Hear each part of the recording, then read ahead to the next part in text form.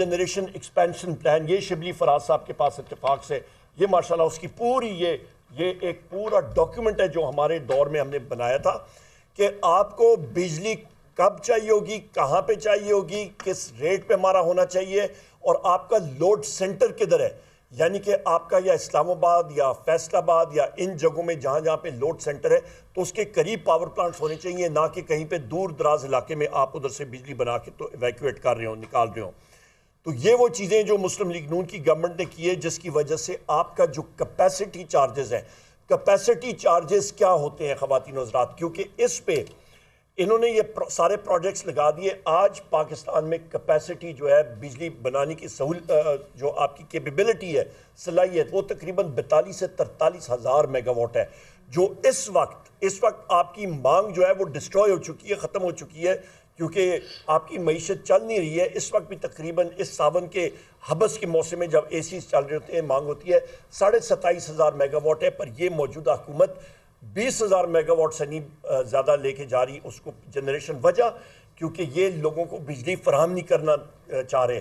ये कहते हैं कि जी हम लोग अपनी जो आपका सर्कुलर डेट है, गर्दशी कर्जा, उसको इस तरीके से हम लोग कंट्रोल करें, वोल्टेजेस कम करें, लोगों को अजियत पहुंचाएं, लोड शेडिंग करें, दूर दराज इलाके में करें। खैबर पख्तूनख्वा के साथ तो इस हुकूमत ने एक दुश्मनी का वो अमल शुरू किया हुआ है। लो वोल्टेजेस हर जगह पे आए वक्त आपकी लोड शेडिंग शेड्यूल ये लोग कर रहे हैं। उसकी बुनियादी वजह ये है कि इनसे कैपेसिटी चार्जेस और इनसे जो सर्कुलर डेट है वो कंट्रोल नहीं हो रहा। सर्कुलर डेट हमारे दौर पे जब ये मुस्लिम लीग नून की हुकूमती ख़वातीन हज़रात 45 अरब रुपए महीने का था, हम लोग उसको 10 अरब रुपए उसका बहाव, स्टॉक की बात नहीं कर रहा, ज़ख़ीरे का नहीं कर रहा, उसका बहाव जो है, फ्लो जिसको कहते हैं, उसको हमने 45 अरब रुपए फी महीना से उठा के 10 अरब रुपए से भी कम हम लोग बिल्कुल कम कर दिया था। अभी आजकल ये फिर 45 से 50 अरब रुपए तक चला गया है। अच्छा, इस पे यहाँ पे ये भी मैं कहता चलूँ कि जो इनके गलत मुआहदे थे उनकी वजह से जो आपकी कैपेसिटी चार्जेस हैं कि आप बिजली बनाएं या ना बनाएं, उन बिजली घरों को पैसा वसूल होगा, वो 2018 में आपका ख़वातीन हज़रात तकरीबन 250 अरब रुपए से उठ के अभी ये तकरीबन 2800 अरब रुपए पे पहुंच गया है और ये मज़ीद आगे बढ़ेगा। और रोज़ाना आपका जैसे डॉलर डिवैल्यू होगा उससे आपके ये बिजली के रेट में, जिस तरह मैंने बताया, ये इजाफा होगा। इसका हल क्या है? इसका हल भी हमने बनाया था और वो हमने इम्प्लीमेंट करना शुरू किया। और जिस तरह मैंने बात की कि जनरल बाजवा आड़े में आ गए और लंदन प्लान आड़े में आ गया और वोट ऑफ कॉन्फिडेंस आ गया और वज़ीर आज़म इमरान खान साहब की हुकूमत, जो कि कोविड में भी हमने ग्रो किया, हमारी हुकूमत पूरी दुनिया की मईशत ख़त्म हो रही थी और डिमांड जो है वो कम हो रही थी, पाकिस्तान की मईशत आगे बढ़ रही थी। 6% ग्रोथ रेट थी। मैं फिर रिपीट करता हूँ, 6%।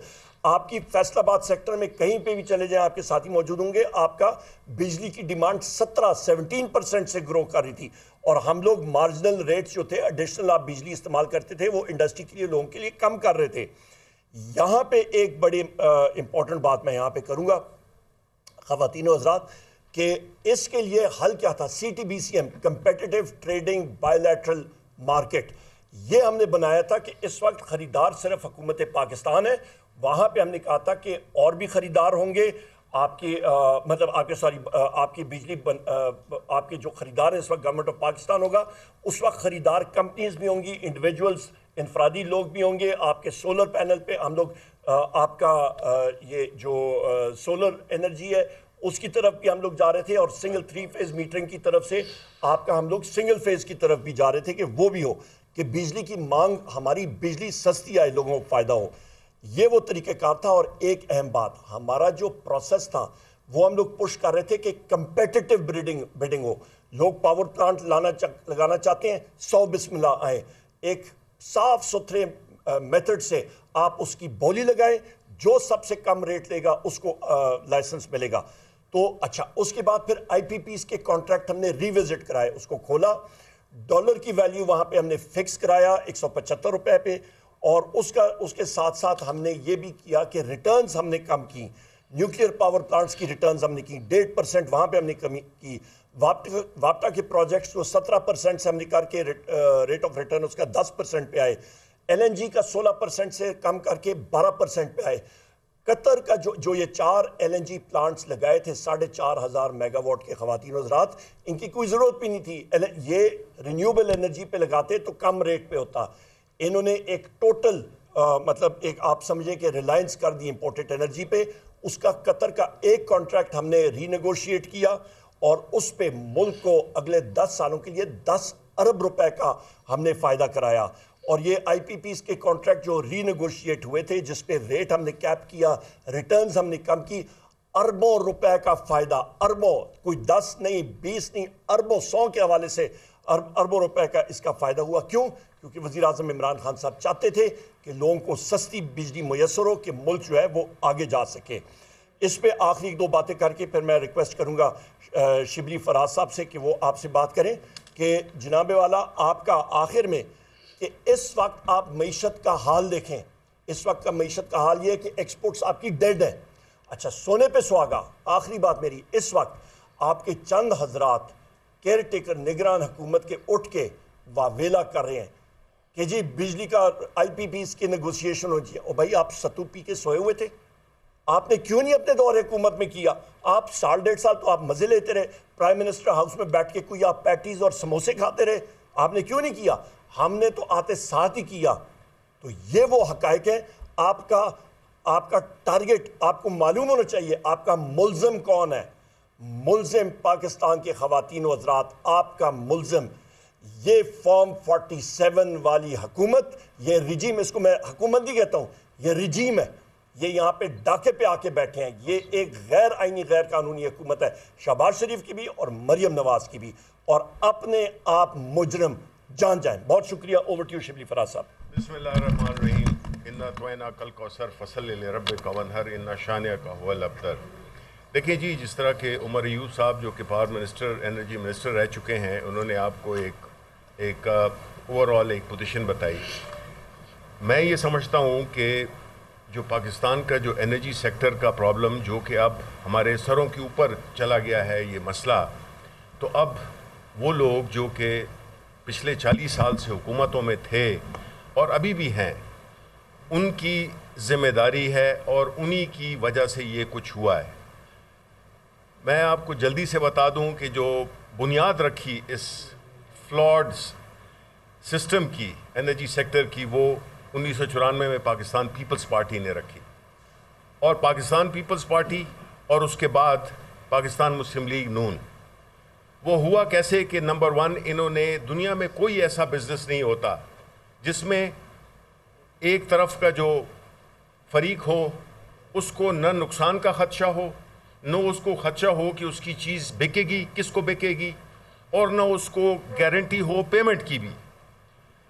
یہ واحد ایک ایسا ہمارے ملک میں یہ کیا جو ہمارے یہ جو حکمران بن کے بیٹھے ہیں، جنہوں نے کہ اس ملک کا خون غریب عوام سے اور پاکستانی عوام سے چوسا ہے اور چوس رہے ہیں.